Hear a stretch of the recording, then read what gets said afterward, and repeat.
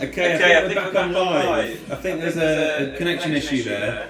If you struggle finding us, let us know. I'm just going to search on my own laptop just to make sure that we are live. Bear with us 1 second, guys. Wonders of technology. So we're halfway through making a Bloody Mary anyway. All we've got in at the moment is a large measure of vodka. We've got salt and pepper. It's standard salt and pepper. You can use celery salt if you want. I don't have any. We've got Worcester sauce in there. I've got cheap Morrison's Own. You can use Leon Perrins if you've got it. We've got Tabasco sauce, 5 to 6 dashes in. And I'm about to put some tomato juice in to finish off the drink. As I was saying earlier, you might have missed it all. The name's inspired by Queen Mary I. She was rather keen on chopping off people's heads, Protestants' heads. Hence the name Bloody Mary. The colour is the giveaway there. So, top it with tomato juice. Nice corpo in there, no posh stick around here. And then all you want to do is pass it between 2 glasses. I've got a Boston tin here, so I'm going to use that. But you don't want to shake it. All you want to do is cool the drink down and blend the ingredients.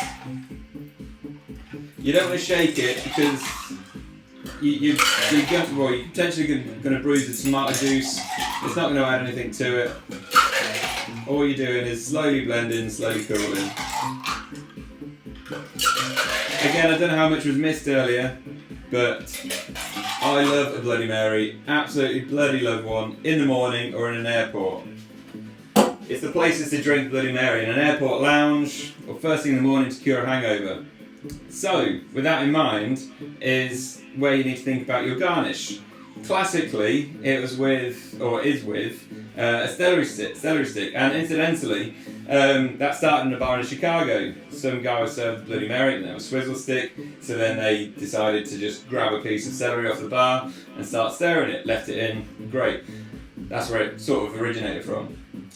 It's also great to have something in a Bloody Mary that you can actually dip in and eat and drink at the same time. That's perfect with a celery stick. Dip it in, you can eat it, you've got the Bloody Mary on the end of the stick. I'm going to use, bearing in mind I always drink them in the morning. I usually drink them in the morning, not every day of course. A couple of crispy pieces of bacon, really crispy. You don't want any soft, flaccid bacon. And I said gherkins, but I don't actually have any gherkins. A gherkin with this is absolutely amazing. Gherkins really wake up your taste buds, so eating that alongside drinking this is perfect. Dip a bit of toast in there, gives you something to dip into it. Just knocked over one of my cameras, it's going absolutely swimmingly today. So there we have it, a Bloody Mary.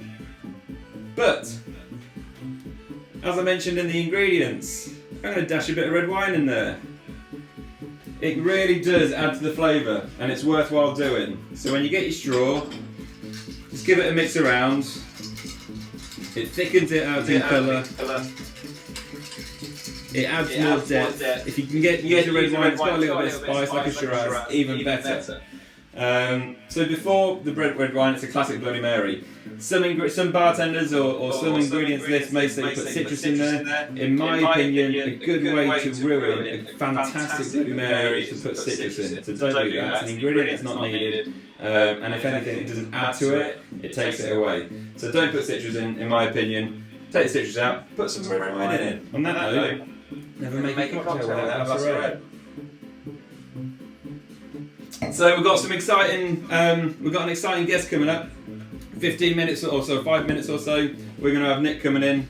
But for the time being, it's our first drink. Let's have a look at these comments. It looks like most people have joined us pretty well. Hi John Redding, hi Kirsty, hi Amy. Hi Sarah, hi Amy Carter, Amy Hall. Let us know what you guys are all doing yesterday. What were you drinking? Were you partying? Hi Ben. Hi Molly. Wes, good to have you. All the way from South Africa. We might have you live alongside me in the next few weeks if you fancy it. And hi Kaz, hi Simon, hi Claire, hi Mum. Mum's here every week. I bet she's making loads of Bloody Marys, aren't you, Mum? Feel free to comment yes or no. Right, thanks for all coming along. We'll move on to our next drink, I think, which is a margarita. My mum won't mind me saying that she loves margaritas. 100% Americans love margaritas. Right, so margarita means daisy in Spanish. Really easy drink. Tequila, Cointreau, lime, sugar. Simple as that. Just going to get my ingredients to the foreground so I can easily use them. You need a salted rim. The salt around the rim basically helps waken up the taste buds, opens up your taste buds. It's like salting cooking. It really wakens the mouth. It allows more your taste buds to absorb more flavour. I'm going to start off with a shot and a half of tequila. The better the tequila, the nicer the drink's going to be. Tequila, by the way, is not made from cactuses, as most people think. A tequila is a mezcal, but not all mezcals are tequila. So a tequila is 51% minimum blue agave. So it's the agave plant that makes tequila and mezcal. So like I say, all tequila is mezcal, not all mezcal is tequila. It's a bit like having red wine from different regions. You can get different mezcals from different regions and they'll be called different things. And they're made slightly differently, but essentially they're all sort of similar things. They all taste different. If you say you don't like tequila, you're probably just drinking it wrong or trying the wrong tequilas. If you're trying the cheap shit that you buy in clubs and you shoot in it and you don't like that, I understand why. If you buy a really nice tequila that's been aged, it's gone through the proper processes like a rum would or a vodka or a gin, and you sip it or you sip it in a cocktail, I can guarantee the two won't taste anywhere near each other. You're going to start liking tequila. Right, okay. Saying that, I'm not a massive tequila. I am a tequila fan, I'm not a massive tequila connoisseur. I don't know too much about it. So maybe one week we're going to get a guest on who does. So we've got a shot and a half of tequila in. Half a shot of Cointreau or orange liqueur if you've only got triple sec, even if you've got Grand Marnier, whatever orange liqueur you have, get that in there, half a shot of it. It's got a full shot of lime in it. As I mentioned earlier, we're going to be making this margarita as if you're at home during some sort of apocalypse. Not as if you have all the bar stools available. So, you might have noticed I'm not using a Boston tip or a Boston glass. And I'm using what I use to drink my coffee in when I'm at work. So if you've got a coffee cup that you take out, you put a lid on it, stick it in there, you need less ice, it's well insulated, perfect shaker. A good reason to get the protein shakers out the back of the cupboard that you've had for years and not used for any sort of good use whatsoever. So just squeeze the lime straight in. I haven't got my fancy juicer. I just thought I'd go proper rustic today. A whole lime, as I said in previous weeks, a whole lime equates to about 25 ml of lime juice. So that's about 25 ml of lime juice right there. And then you want to balance that out with some sugar. So the sugar, if you've got sugar syrup, it's 12.5 ml. If you've got a bag of sugar and you're using granulated or castor, whatever it may be, then it's about 5 to 10 ml or 1 to 2 bar spoons or teaspoons, whatever it may be. So whack that in there to balance out the sweet and sour.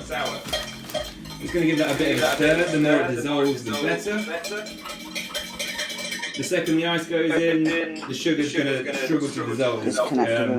The coldness makes it less likely to dissolve. A hot liqueur, a hot liquid is more likely to dissolve the sugar. So, next step, quite simply, is the ice. I'm not going to use much ice because I've only got a small shaker or coffee cup.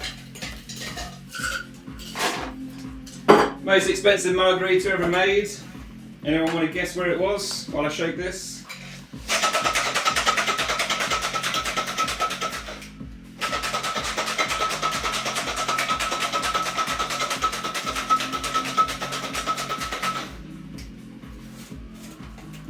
Most expensive margarita ever made. Manhattan in 235th Rooftop Penthouse and Lounge.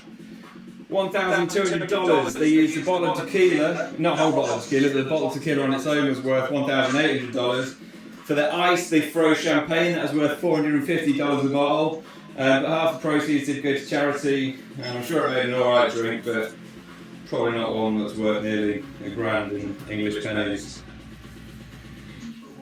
And then straight into your martini glass. And I'll tell you one thing I've forgotten to do. Not too much of an issue.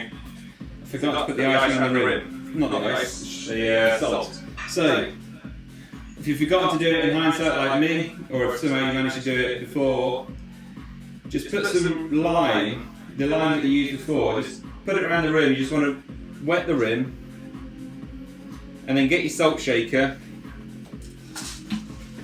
and just carefully grind it on the edge, or shake it on the edge. Don't get it in the drink. You only need to put it halfway around the glass.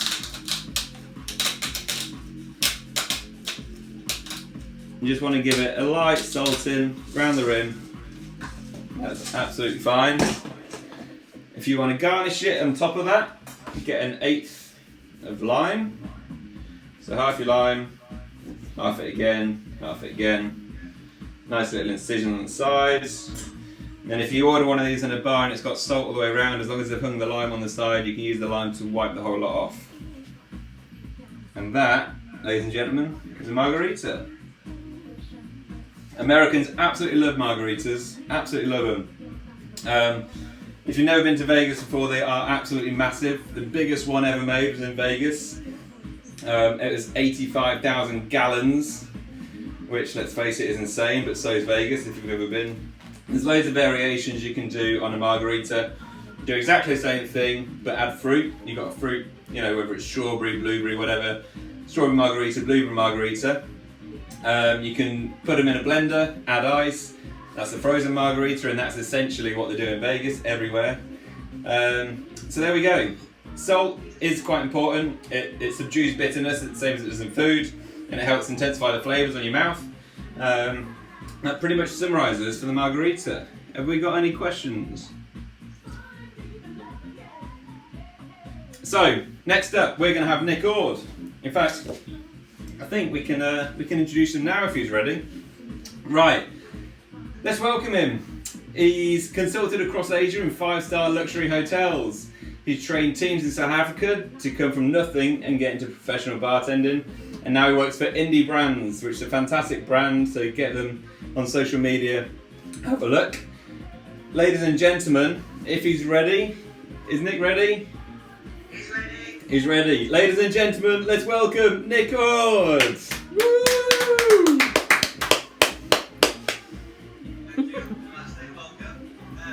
Joining us. Thanks very much, Dan, for hosting us. Nick, how are you doing? Yeah.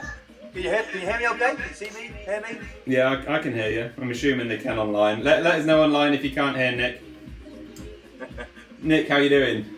I'm fantastic. Very good. We've had like 30 minutes.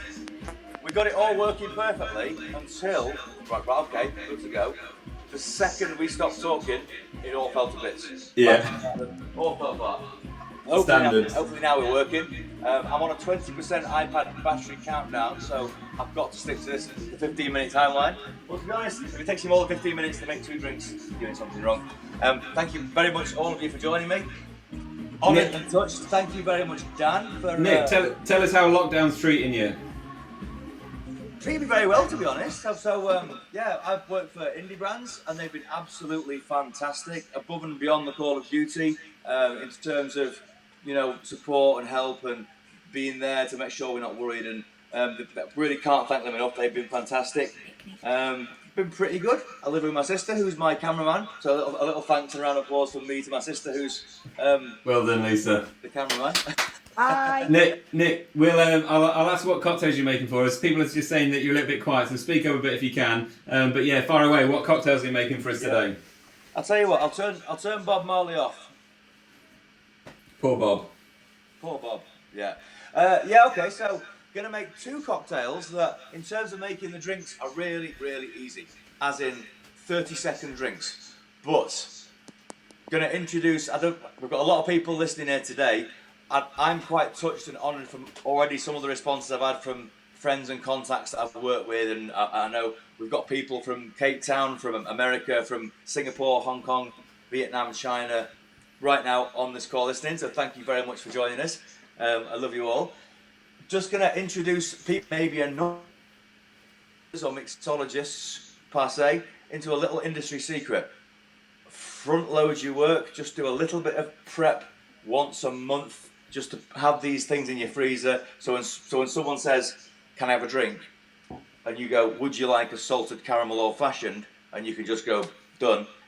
It looks so easy. It takes a little bit of work at the front end. So I'm going to talk you through that. So I'm just going to introduce you. Welcome to my kitchen. This is from right now we're in Bingley.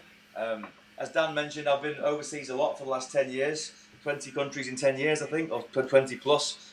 But yeah, we're happily back in Yorkshire, in no hurry to leave England or leave these shores again. I just wanted to do a little walk around. I flirted with the idea of making all these fresh on camera, but it would have just been too much stress that I can't be bothered with, and it would have taken a lot longer than 15 minutes. So, ingredient number one. Salted caramel, really, really easy. It's just sugar and water and salt. Little industry secret I'm hoping to crack to you, all you non-bartenders out there right now. None of it is as complicated as it sounds. Also, the recipes can change, can fluctuate. If it says 2 grams and you put in 3, it's alright. If it says 20 mLs and you do 23, it's not going to break anything. Okay, I'm getting a horrified expression from my sister, the cameraman, who's looking at the battery kicking down. So now, hurry up. Stop pulling that face, please. He's making me very nervous. I'm just smiling. It's alright, you got 8 minutes. I'm sure it'll last 8 minutes. Yeah, exactly. So very simply, to make salted caramel, really easy. But also really easy to cock up. Just for a start, 1 cup from our cupboard. Just take a cup, such as this Old Trafford cup from Manchester United. How did that get in there? 1 cup of sugar, 1 cup of water. Just get it on the hob, low heat. You might be tempted to turn the heat up.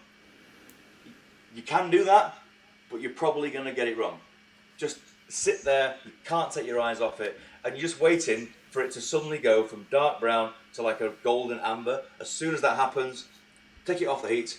1 more cup of water, teaspoon of salt, back on, stir it in, bang. So I did that this afternoon. So There's one we made earlier. There's one made earlier. So I'll put that there. That's going in the drink. Ingredient number 2, syrups. Syrup is basically sugar and water, but that's just boring, right? So instead of sugar, I went with honey, because obviously honey's far more sustainable, far more good for the world, good for the environment. And then, rather than water, Sauvignon Blanc white wine.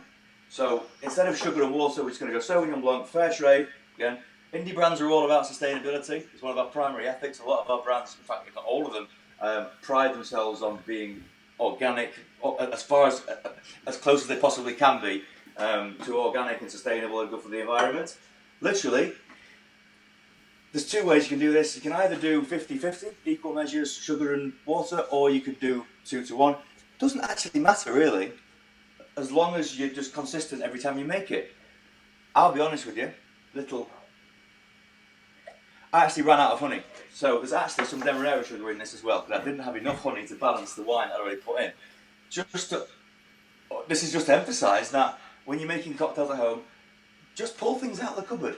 Here's, again, to break that industry little taboo, it will turn out all right. If you've got something that just splash it in. I promise you, if you just splash it in, the chances of it tasting awful are not as high as you think. So again, as I made earlier, so that's just demerara sugar, honey, and Sauvignon Blanc white wine. Third ingredient made at home. This one sounds really fancy. If you want to impress your dinner guests, this is popcorn butter washed rum. So we've taken one of Indie Brands' proudest, most fabulous products, which is Methuselah rum. This is the Platino. All I've done is I took the rum. It was a proper half a bottle, but we did some samples this afternoon to check it was working. I just did half a bottle of rum, put that in there with the popcorn, leave it in there for about until it tastes like popcorn. I think it was about an hour. I might have had a nap, I can't remember. As soon as it tastes like popcorn, strain the popcorn off, and then you've got rum that tastes like popcorn. Take, I think my recipe says 50 grams of butter, basically around a third of a block, splash it in there, stir it in, get it on the heat, just melt it down. Clarify butter, again it sounds fancy. All that is you get the butter on the hob. What you'll find is as you heat it up slowly, and my golden rule in all of this is just don't burn it. And then just with a spoon, just spoon off the white stuff that floats on the surface until it's nice clean golden butter. And there you go. Bang that in the freezer overnight, and the next day, strain that off, and you've got rum that tastes like butter and popcorn, which is cool. So that's our ingredients. That's all the complicated stuff. If any of you couldn't keep up, number one, obviously this is recorded, so you can go back and watch these again. I've also sent Dan all the recipes for this stuff, so he's going to post the recipes. By all means, get in touch with Dan. He can put you in touch with me if you want any clarification. I wanted this to emphasise that, like, just spend one Sunday afternoon doing a few things like this, and you're set for the next 6 months to make really beautiful cocktails. So now we're done with that. Let's go to first drink with the salted caramel. So we are just going to go with about 10 mLs or 2 bar spoons salted caramel syrup. We're going to have a little bit of orange zest. Put that on there. Bitters. All bars have bitters. Many of you might have heard of Angostura. These days you can get lots of really nice, interesting flavoured bitters. This is by Leger, who made the original creme de cassis. Bless you. Thank you. Who made the bless you original creme de cassis. There's the creme de cassis bitters. And then that should be good. I'm then going to go with our second Matusalem product. This is the Grand Reserva. I hope our friend Diego Ferrari, the rum barista, is watching this. If so, thank you very much for joining us, sir. And also my friend Mario Sanguin in London, who has taught me more about rum since in the last 2 weeks than I've learned in the last 20 years. The man knows his stuff. I'm not going to waste any time in making this. I'm just going to bang it all in. All it is salted caramel syrup, rum, 2 shots, bang it in. If you want to look fancy and show off, but I haven't got time for that, my battery's dying. We're then going to add a little splash of cloudy apple juice. Essentially, anyone who's had cocktails, you might have noticed, what I'm making here is basically a rum old fashioned. With a splash of cloudy apple juice, it becomes something called a treacle, which is sort of a new classic invented by a chap called Dick Bradsell, who was an absolute legend. Just a rum old fashioned with apple juice. I've just done it with salted caramel, and easy. And we're going to garnish that with, I was going to do dark chocolate, but then I realised that I'd eaten it all. So I had to crack into the McVitie's Digestive Thins. So there we go, drink number 1. Can I have that? Yeah, you can have that, yeah. Awesome. And then drink number 2. I hope you realise, like, how easy was that? I just went bang, bang, bang. And this one's going to be the same. I don't even have to shake this. I'm gonna just, to show, at least it looks like I'm working for a living a little bit, 2 shots. And if you don't have one of these fancy measuring things, if you put in 1.5 or 3.5, you're only making them for yourself, right? I promise you the drink's still going to taste good. This is the salted butter popcorn Matusalem Patino. We're then going to go with lime, which I have pre-juiced. The 2 most important pieces of equipment I have ever owned in my life. One's obvious, juicer, hand juicer. The second one is this little chap here. It's called a jelly bag, almost indestructible, and it strains out everything. Whether you're making a syrup or whatever, just use that instead of a sieve, instead of your coffee filters, all that. Great. When it comes to lime juice... Can I ask, if people don't have one of them, could they use filter paper for a coffee machine? Yeah, you can. Yeah, of course. Good question, actually, Lisa. Thank you. Before I had this, I used to use muslin cloth or cheesecloth. I'll be honest, I've used an old T-shirt before. As long as it gets the bits out, it's fine. Good question. So, just a little note on the lime juice, because this fascinated me. I always worked under the apprehension that the freshest lime would be the best. But then I read, there was a guy called Dave Arnold, did Liquid Intelligence book, and he actually did really rigorous testing on this. And it turns out the best tasting lime juice comes between 2 to 4 hours after you juice it. So if you want your drinks to taste the best they possibly can, juice them and let them sit for a couple of hours. This is based entirely on practical research he did. So lime juice, we have the butter washed popcorn rum, and then we have our syrup, which was, I did this as 2 to 1. It doesn't really matter as long as you know, as long as you're being consistent, really. And it all comes down to taste. So, can you all remember what went in the syrup? Fair trade Sauvignon Blanc and honey. Done. Cool, and that's it. That's basically a daiquiri. All I'm doing is, instead of regular white rum, I'm using the white rum infused with butter and popcorn. And then instead of regular sugar syrup, I'm doing the syrup that's flavoured with Sauvignon Blanc. Again, thank you Mario Sanguine for the Sauvignon Blanc syrup tip. Really good in the daiquiri.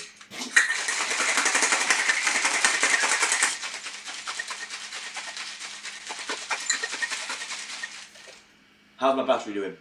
8%. I'm on 8%. It's gone from 25 to 8 in the time I've been doing this. That's a little bit scary. So this drink's essentially based on, calling it a daiquiri. It's actually closer to a drink called a Spitfire.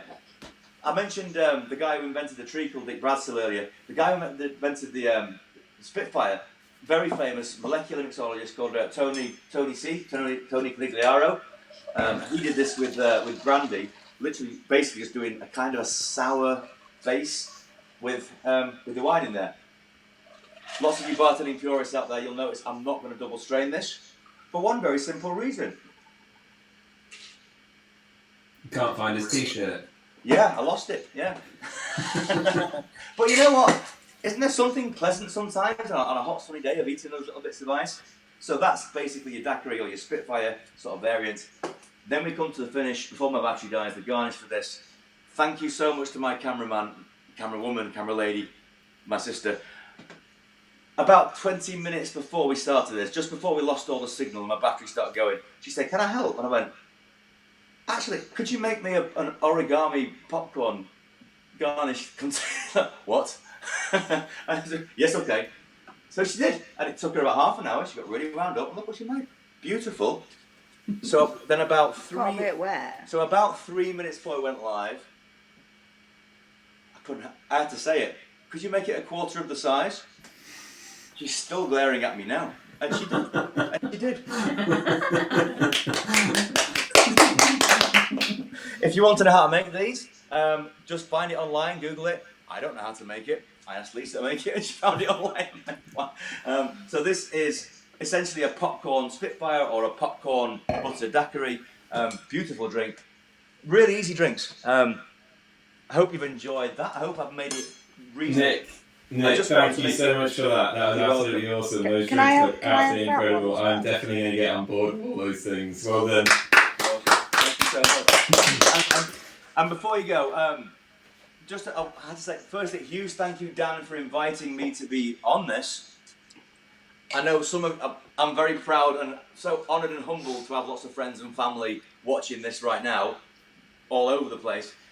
The reason I was basically first in line, which makes me honestly very humbled, is that when Dan's first ever bar job, and his wife Laura, who's there as well, I was his bar manager 15 years ago, I think, at least.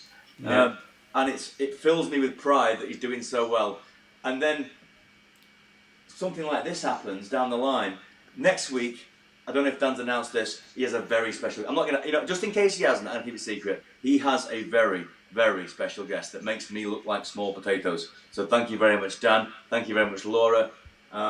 No, I appreciate it, Nick. Thank you very much for stepping up to this. It's complete unknown for both of us, and somehow I think we managed to pull it off, so I appreciate it. Round of applause for Nick. And Nick, we'll see you soon. Thank you. So, as Nick alluded to, we'll have another very special guest next week. It is Declan McGurk. You might not recognise the name, but he is the bar manager of the American bar in the Savoy Hotel. Only one of the most recognised bartenders on the planet in the last couple of years. He's been awarded Best Bar Manager. His team's been awarded the Best Bar Team. That hotel prints cocktail books like Bibles. Every single bartender on this planet will read those cocktail books to work out what the hell they should be doing. And we've got the bar manager live, all being well to technology, on here next week from 8 o'clock. So please tune in. Thanks a lot for tuning in and persevering this week. I'm Dan Lakin, and I'm done. Thank you.